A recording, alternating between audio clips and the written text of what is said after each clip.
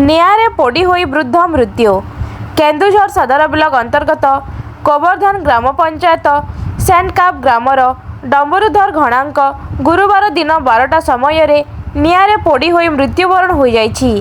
घटनारू प्रकाश जे शीत ऋतु जाए ग्रीष्म ऋतु आसुथुबा बेले विभिन्न गछगुड़िक तथा जंगलरू पत्र झड़ा दे चारिआडे आंडुए बहल लेखाएं पत्र गदा होई रहुछि। स्वर्गत डंबरुधर घणांक निकट शाल जंगल रे कौनसी कारणवशत निआं लागिथिबा बेले एहा क्रमे तांको घर पटे निआं माड़ी आसुथला। एथिरे व्यक्ति व्यस्त होई डंबरुधर घणा निआं लिभाइबाको प्रयास करुथुबा बेले कौनसी कारणवशत तांको देहरे निआं लागि जाइथिला। एहा फलरे घटनास्थल रे ही तांकर प्राणवायु उड़ी जाइथिला।